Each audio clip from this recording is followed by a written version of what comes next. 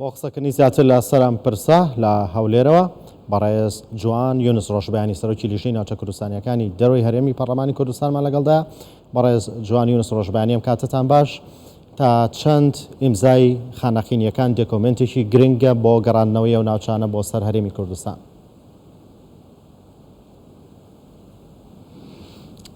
شەو باش کاکۆبان،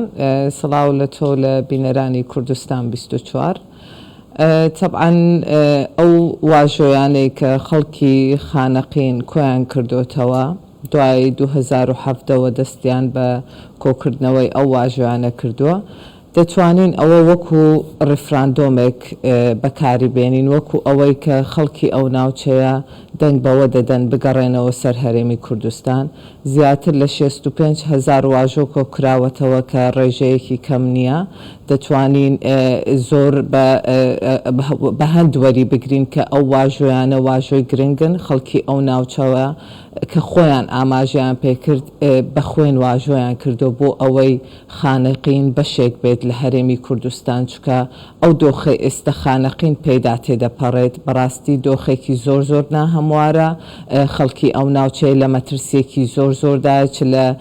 ڕوبەڕووبوونەوەی هێزە میلیشیاکان بێت، چ لە تعریبکردن بێت، هەمووی بە شێوازێک ڕوبەڕوویان بۆتەوە کە ئەوانەی تعریبیش دەکەن لە پشت ئەو هێزە میلیشیانن بۆ ئەوەی هەوڵ بدەن کوردەکان لەو ناوچەیە نەمێنێت. بە ناچاریەوە زۆربەی کوردەکان وایان لێ دێت بەداخەوە خانووی خۆیان دەفرۆشن بە عەرەبێک کە ئەوە لە دوا ڕۆژدا دەبێتە مەترسیەکی زۆر گەورە بۆ سەرشاری خانەقین. بەڵێ چی وای لە خەڵکی ناوچە کوردستانەکانی دەرەوەی دارەی هەرێمی کوردستان کردووە کە بەم شێوەیە پەنا بۆ پەرلەمانی کوردستان بێنن و ئیمزا کۆ بکەنەوە؟ پەرلەمانی کوردستان ئەو جهەتە یاسایە بەهێزەیە کە لە کوردستاندا هەیە و ئەوانیش خۆیان بە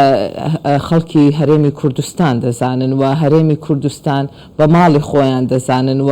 ئەو شوێنەی کە نوێنەرایەتی ئەوان دەکات پەرلەمانی کوردستانە و حکوومەتی هەرێمی کوردستانە بۆ داکۆکیکردن لە مافەکانیان. ئەوان دەزانن کە ئەو ئەقلیەتەی لە عێراق و ئەو ئەقلیەتەی لە حکوومەتی عێراقدا هەیە ناتوانێت هاوکاری ئەوان بێ، بەعکسەوە ئەو ئەقلێتەوەیان لێ دەکات کە ئەوان شوێن و ماڵ و حاڵی خۆیان بەجێبەڵن بۆ ئەوەی کە نوێنەری ڕاستەقینەی خۆیان دیفاعیان لێ بکات پەرلەمانی کوردستانە و حکوومەتی هەرێمی کوردستانە. بۆ ئەو مەبەستە ئەوان هانایان بۆ ئێمە و بۆ حکوومەت هێناوە بۆ ئەوەی حکوومەت لە گفتوگۆکانیدا لەگەڵ شاندی دانوستکار لە عێراق بتوانێت جێبەجێکردنی مادەی 140 یا هەنگاوەکانی ئاساییکردنەوەی دۆخی ئەو ناوچانەیە بگرێتە بەر و جێبەجێ بکات و ئێمەش وەکو پەرلەمانی کوردستان ئەو ئیمزایانەی کە کۆیان کرد بۆ ئاراستەی ئێمەیان کرد، ئێمە ڕادستی حکوومەتی هەرێمی کوردستان دەکەین بۆ ئەوەی ئەوان کاری لەسەر بکەن و ئێمە بەرنامەمان دەبێت لە وەرزی یاسادانانی نوێدا بۆ ئەوەی دانیشتنێکی تایبەت لەسەر دۆخی ئەو ناوچانە بکەین. اینجا هەموو ناوچە کوردستانیەکان دەگرێتەوە بە تایبەت ئەو ناوچانەی کە دۆخیان لە ناوچەکانی تر خراپترە بۆ ئەوەی حکوومەتی عێراق لە حکوومەتی نوێیدا بزانین دۆخی عێراقیش دەگاتە کوێ کە ئێستا لە دۆخێکی زۆر ناهەمواردایە.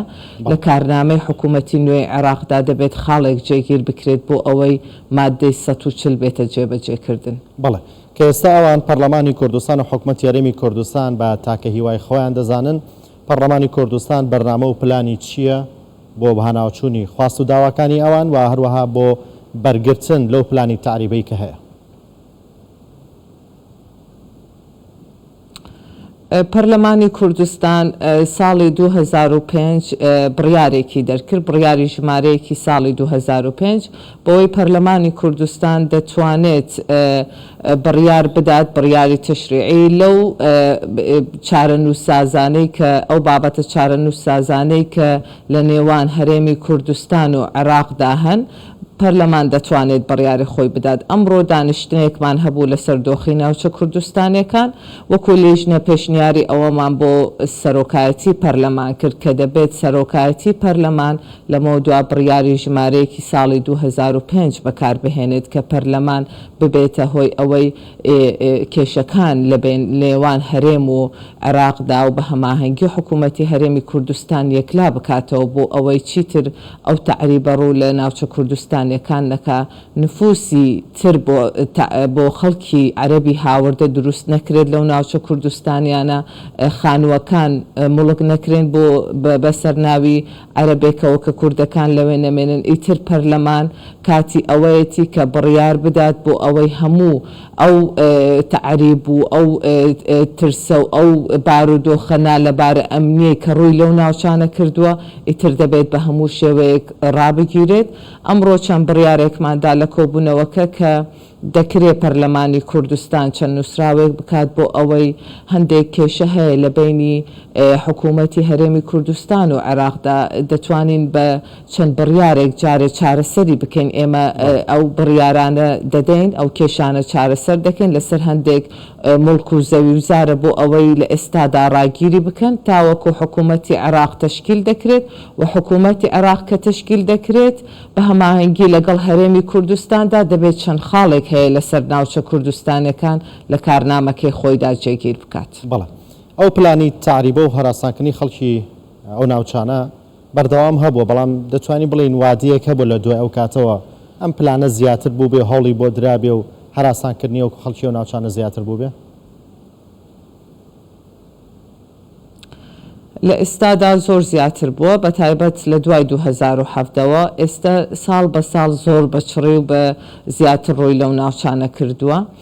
کێشەکە ئەوەیە کاتی خۆی کە خەڵکی ئەو ناوچانە مڵکیان هەبووە کوردەکانی خۆمان تاپۆی ڕەشیان هەبووە دوای 2003 کە گەڕاونەتەوە ئیتر ئەو خانووەیە زەویەکەیە هەرچیەکە بە مڵکی خۆیان زانیوە دوای ئەوەی کە دووبارە تعریب دەستی پێکردەوە دوای 2017